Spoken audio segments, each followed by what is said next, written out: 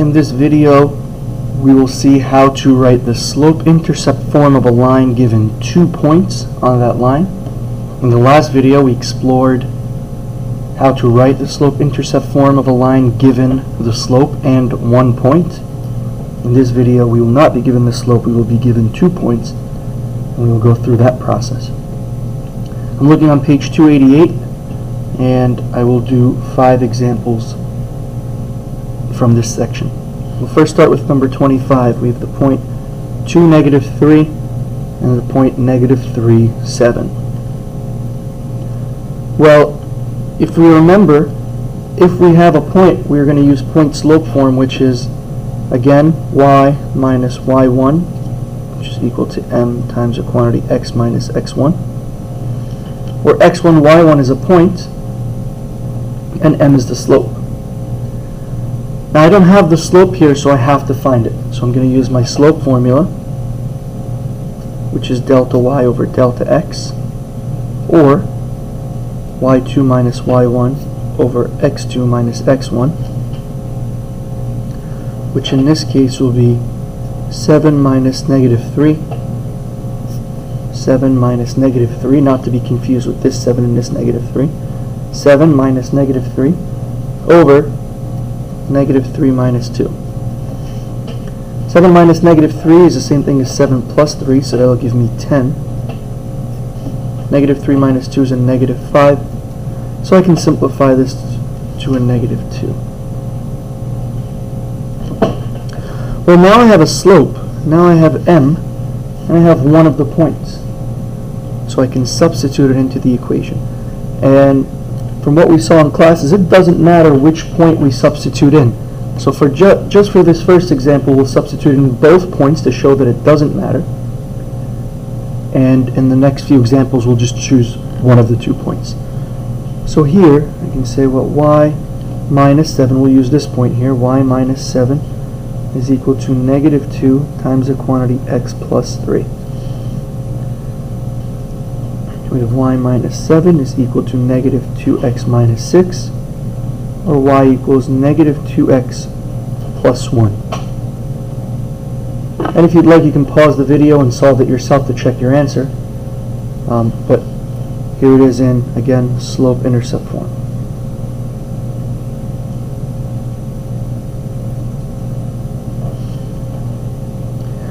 You can try this with the other point to see if this will hold true using any point. So we can try this y plus 3, now I'm going to use this point, is equal to -2 times the quantity x minus 2. I get y plus 3 is equal to -2x plus 4. When I subtract 3, I get y equals -2x minus 1, which is the same answer as this one.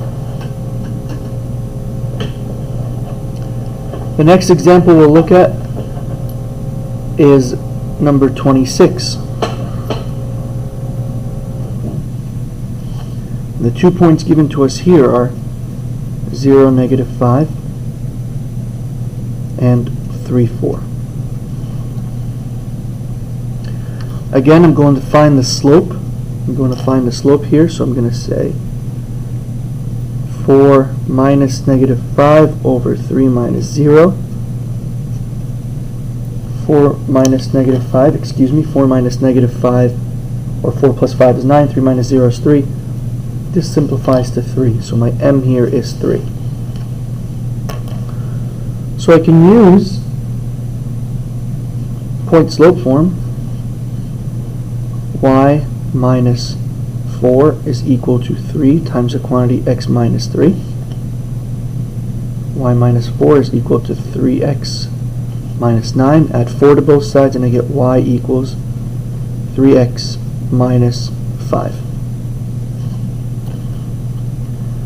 Now, we really have to be smart about how we approach each problem.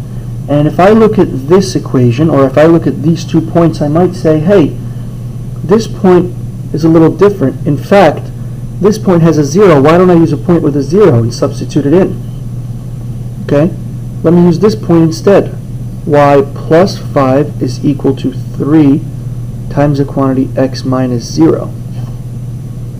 Well, that's pretty good because this is just x, so when I distribute, I don't even have to really distribute. Y plus 5 is equal to 3x. Subtract 5 from both sides and I get y equals 3x minus 5. Well, someone else may take a look at this problem and say, hey, I didn't really need to do any of that work, because I can recognize again that this point is my y-intercept. It's got an x value of 0.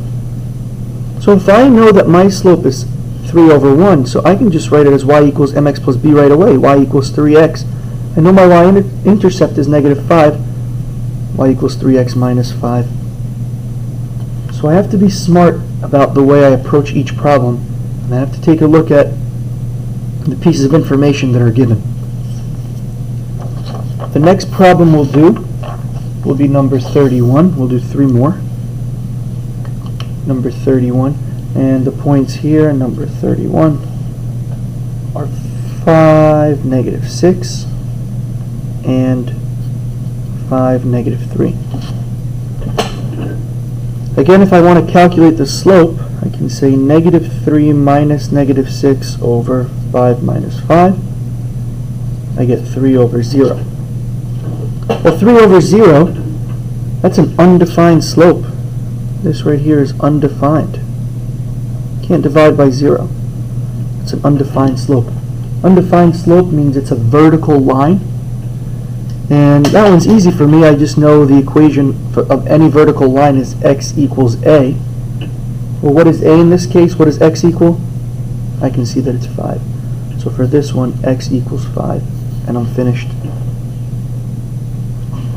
Next one we'll take a look at is number 33. Take a look at number 33. And the 2 points given to us here are negative 5, 2 and 6, 1. Again, let's find the slope. Let's find the slope.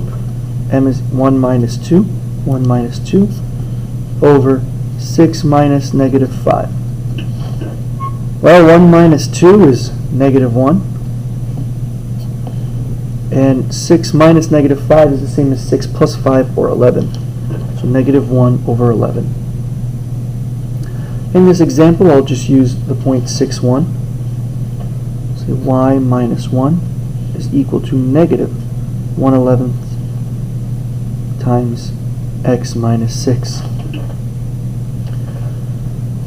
Y minus 1 is equal to negative 1 over 11x plus 6 over 11. And now I want to add 1 to both sides. Y equals negative 1 over 11x. And if I'm adding 1, that's the same thing as adding 11 11ths. So 6 plus 11 is 17. So plus 17 over 11. And you can use the other point to verify that it will work as well. The last example I'll look at is number 35. So we'll do number 35 on the side here. And the points here are negative 1, 10 and 12, negative 4. Again, I want to find the slope. So I can say the slope is equal to negative 4 minus 10 over 12 minus negative 1.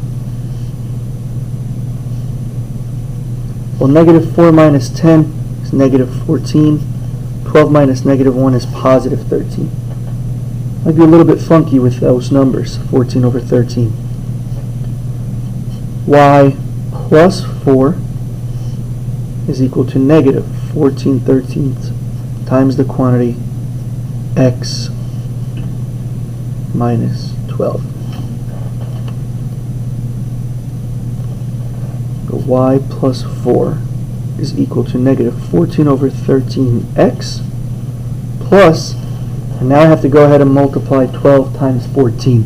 Let's think of an easy way to do that. I know 12 times 12 is 144. 14 times 12 would be 2 12s more, or 24 or more than that. So 144 plus 24 would be 168. So plus 168 over 13. And we'll actually take a look at an easier way to do this problem. 168 over 13. Now I want to subtract 4 from both sides. Y equals negative 14 over 13x plus, well, now I'm going to do 168 over 13 minus, how many 13s is 4? 52. Well, 168 minus 52 is just 116 over 13. So 116 over 13. Well, let me think if there was an easier way to do this so I don't have such big numbers. Perhaps. Let's try using the other point.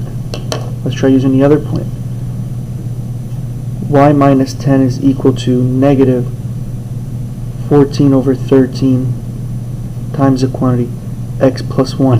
And this one is nice because it's going to allow us just to multiply 14 over 13 times 1, which means it won't change.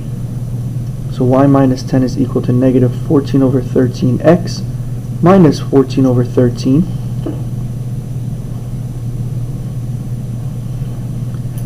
I add 10 to both sides. Y equals negative 14 over 13x. Now I'm adding 10, or I'm adding 130 over 13. So negative 14 over 13 plus 130, which is 0, over 13. Let's see, that's going to be a positive. And if we do 130 minus 14, we get 116. That might be a little bit easier than multiplying and making a mistake up here.